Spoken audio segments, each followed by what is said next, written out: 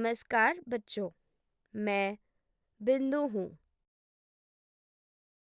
और मैं आपका स्वागत करती हूँ इस नए और रोचक वीडियो में, जो कक्षा 10वीं जीव विज्ञान के पाठ से कोशिका विभाजन और कोशिका चक्र के विषय पर है।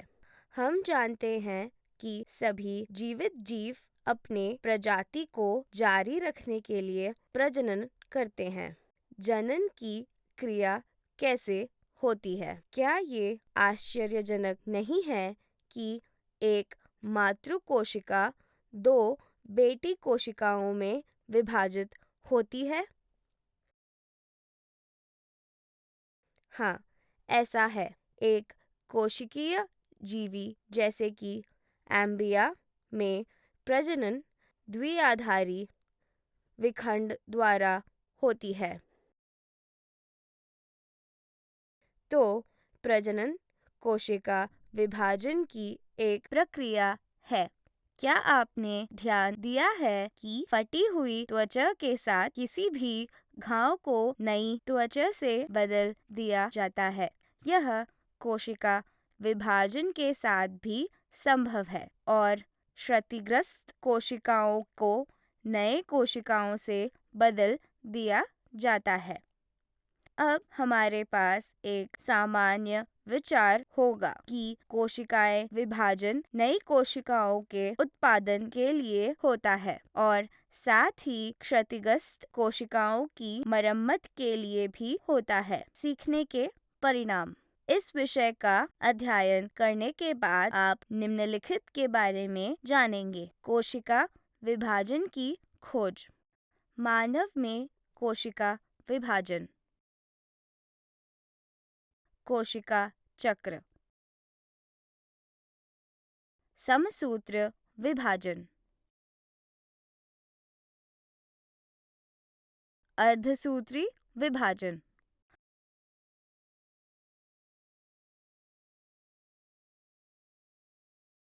मुख्य शब्द। गुणसूत्रों। बहन अर्धगुण सूत्र। गुणसूत्र बिंदु। अंतर प्रवस्था।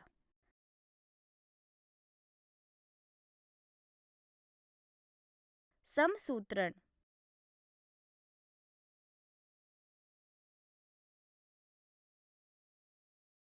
कोशिका द्रव विभाजन।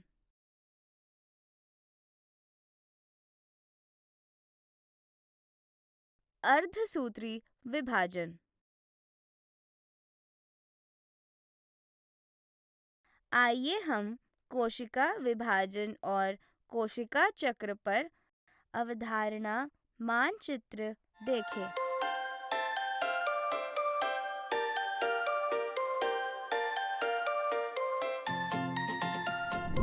कोशिका विभाजन और जीवन की निरंतरता। कोशिका विभाजन सामान्य शरीर की कोशिकाओं और यौन कोशिकाओं या युग्मकों में होता है। विर्चो ने कोशिका सिद्धांत का प्रस्ताव दिया और ओमिनिस सेल्युला डे सेल्युला वाक्यांश दिया। इसका अर्थ है कि कोशिकाएं पूर्ववर्ती कोशिकाओं से उत्पन्न होती हैं और नई कोशिकाओं के निर्माण में कोशिका विभाजन के महत्व को इंगित करती है। 1852 में एक जर्मन वैज्ञानिक रॉबर्ट रेमिक ने भ्रूण का अवलोकन किया और कोशिका विभाजन पर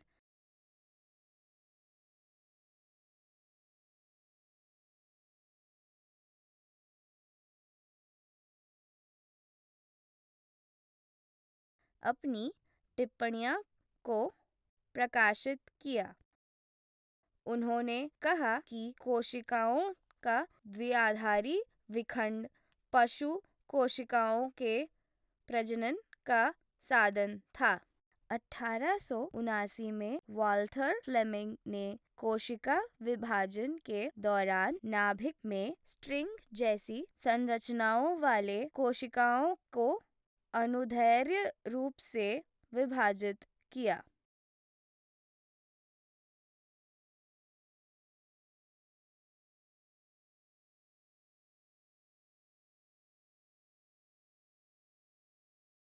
उन्होंने विभाजन समसूत्रण की ऐसी प्रक्रिया का नाम दिया।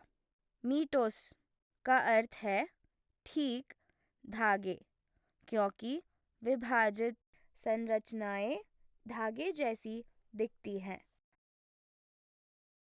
बाद में इन धागे जैसी संरचनाओं को गुणसूत्र नाम दिया गया, जिसका अर्थ है रंगीन शरीर। विल्हेल्म रॉक्स ने प्रस्तावित किया कि गुणसूत्र आनुवंशिक तत्वों का एक अलग सेट ले जाते हैं।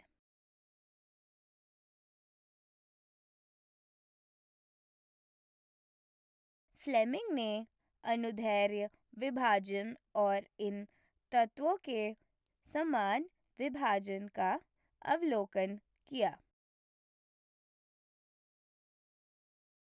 ग्रेगोर मेंडल ने मटर में आनुवंशिक तत्वों की खोज की और आनुवंशिक सामग्री को ले जाने वाले गुणसूत्रों की केंद्रीय भूमिका को मान्यता दी।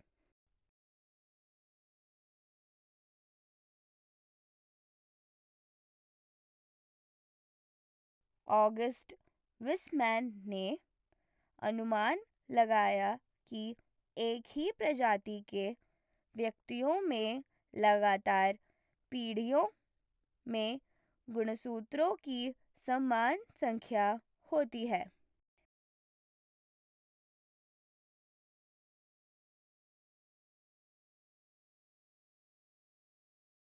क्रमिक कोशिका विभाजन में गुणसूत्रों की संख्या हमेशा स्थिर रहती है।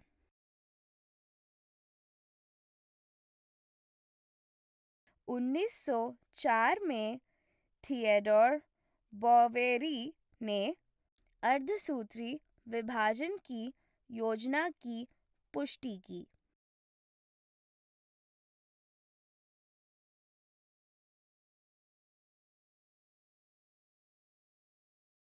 1952 में जेम्स वॉटसन और फ्रांसिस क्रिक ने डीऑक्सी राइबो न्यूक्लिक एसिड या डीएनए की रासायनिक प्रकृति का निर्धारण किया।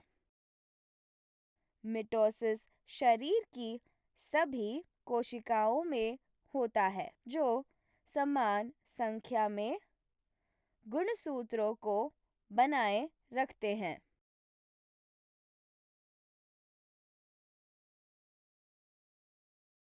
मेयोटिक विभाजन सेक्स कोशिकाओं में होता है, जहां गुणसूत्र संख्या आधी हो जाती है।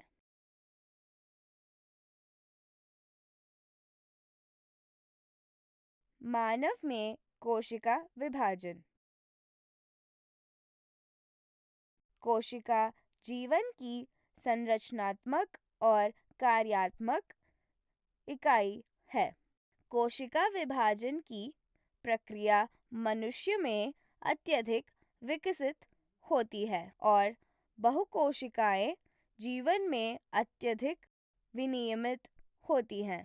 हृदय और मस्तिष्क में कोशिकाएं कभी विभाजित नहीं होती।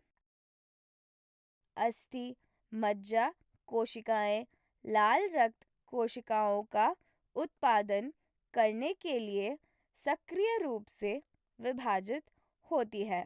घाव या चोट से रक्त स्राव को सकता है और जल्दी ही रक्तस्राव को रोकने के लिए रक्त का थक्का बन जाता है।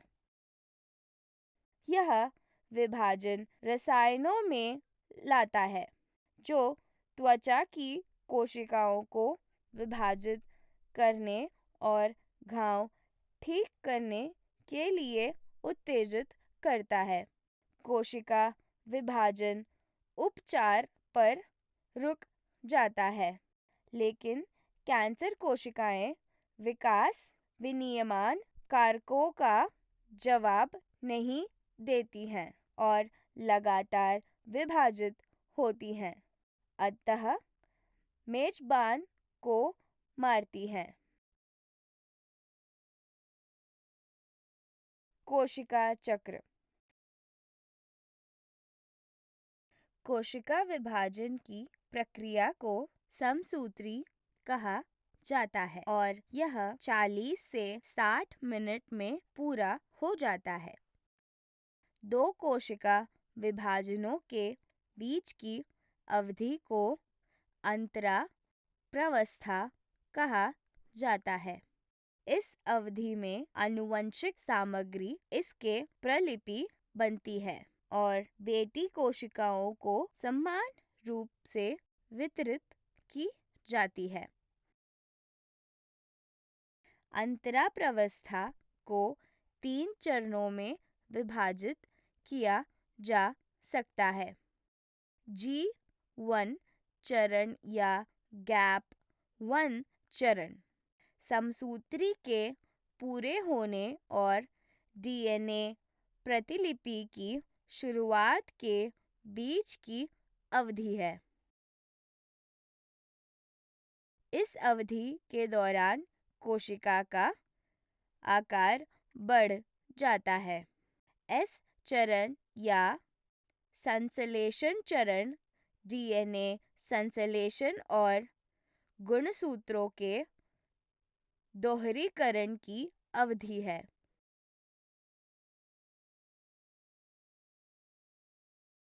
G2 चरण या गैप 2 चरण डीएनए प्रतिलिपि के अंत और समसूत्री की शुरुआत के बीच का समय है।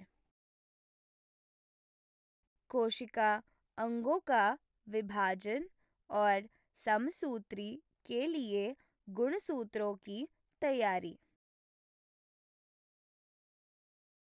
एम चरण समसूत्री कोशिका विभाजन चरण है। जॉनसन और पोटू नरसिम्हा राव ने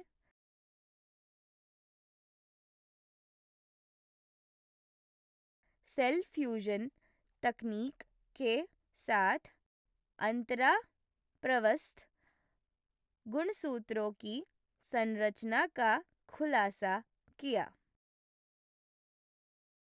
कोशिकाओं में एक नाभिक और गुणसूत्र होते हैं। किसी भी प्रकार के कोशिका विभाजन से पहले गुणसूत्र संख्या दोगुनी हो जाती है, अर्थात यदि गुणसूत्र संख्या 2n है तो इसे 4n तक दुगना कर दिया जाता है। गुणसूत्र डीएनए और प्रोटीन से बनी संरचनाएं हैं। मनुष्य में प्रत्येक कोशिका में 23 जोड़े गुणसूत्र होते हैं। एक गुणसूत्र की संरचना को 2 मुख्य भागों में विभाजित किया जा सकता है: गुणसूत्र बिंदु और हथियार। गुणसूत्र बिंदु वह केंद्रीय क्षेत्र है जहां दोनों भुजाएं मिलती हैं। यह कोशिका विभाजन में महत्वपूर्ण भूमिका निभाता है और अर्धसूत्री विभाजन में दौरान गुणसूत्र को अलग करने के लिए जिम्मेदार है। गुणसूत्र की भुजाएं P भुजा या छोटी भुजा और क्यू भुजा या लंबी भुजा हो सकती है। हथियार डीएनए और प्रोटीन से बने होते हैं जो क्रोमैटिन नामक संरचना बनाने के लिए कसकर घुमावदार होते हैं, जो गुणसूत्रों को विशेषता एक्स आकार देते हैं।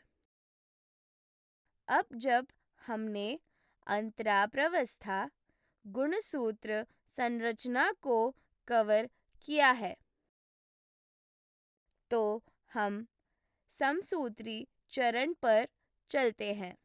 रोमांचक हिस्सा जहां कोशिकाएं विभाजित हैं। दैहिक कोशिकाएं और मूल कोशिका समसूत्री द्वारा विभाजित होते हैं। समसूत्री दो मुख्य चरणों के माध्यम से पूरा किया जाता है। वे दो चरण केंद्रक विभाजन या परमाणु विभाजन और कोशिका द्रव विभाजन या साइटोप्लाज्मिक डिवीजन है।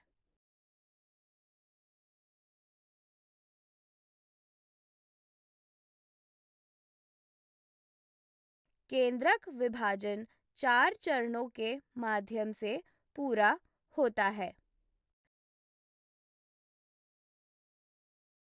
समसूत्री का पहला चरण पूर्वावस्था है। पूर्वावस्था में पतले धागे जैसे गुणसूत्रों का संघनन होता है और वे छोटे और मोटे हो जाते हैं।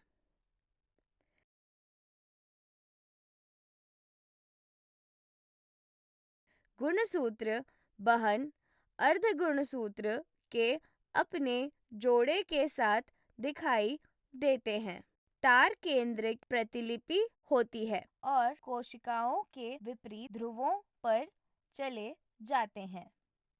इस चरण में परमाणु आवरण टूट जाता है और गुणसूत्रों के गति को निर्देशित करने के लिए धुरी तंत्र बनता है।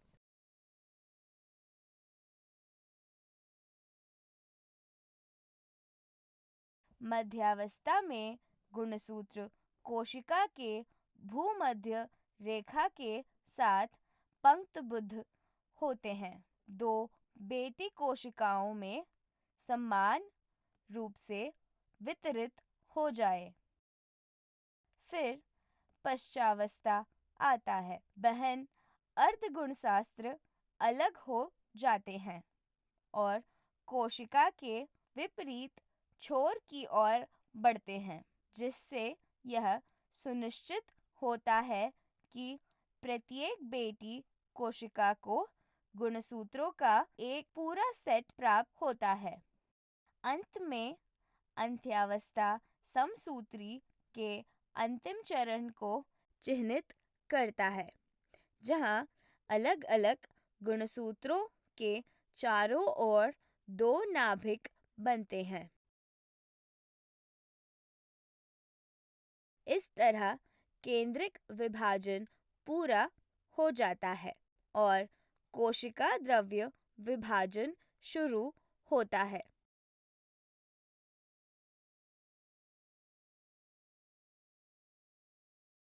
कोशिका द्रव्य साइटोकिनेसिस द्वारा विभाजित होता है और दो नई कोशिकाएं बनती हैं, जिन्हें बेटी कोशिकाएं कहा जाता है।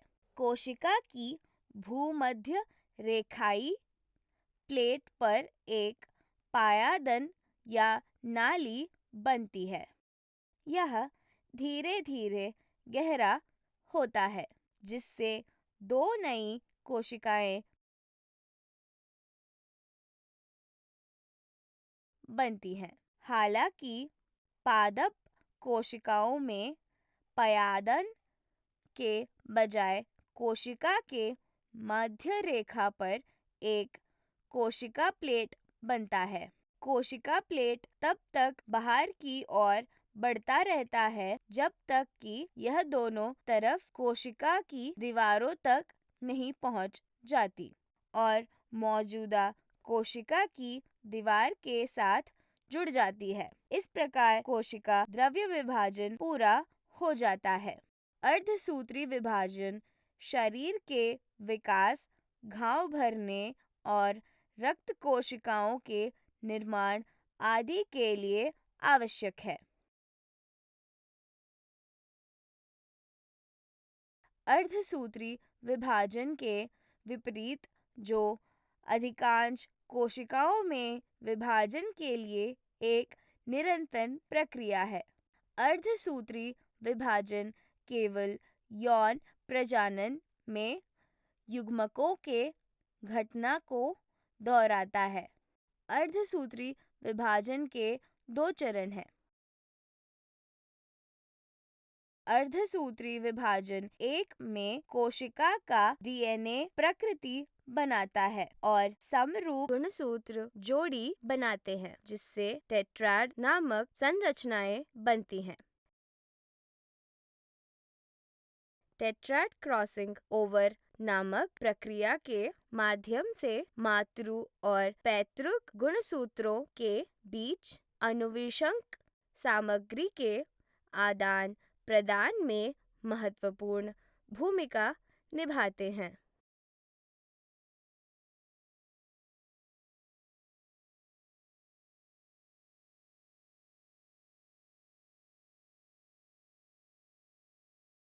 यह उल्लेखनीय घटना जिनके नए संयोजनों का परिचय देती है, जिससे संतानों में आनुवंशिक विविधता सुनिश्चित होती है।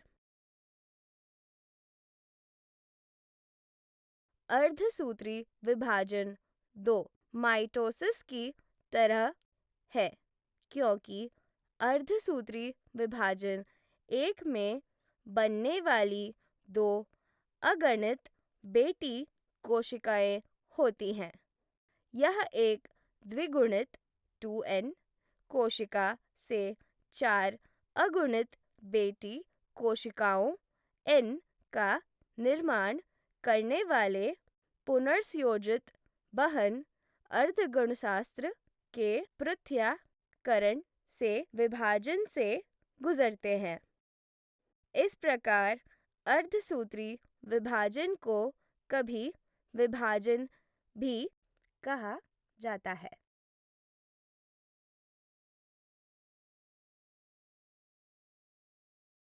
युग्मक या बीजाणु बनने की प्रक्रिया अर्धसूत्री विभाजन के माध्यम से होती है।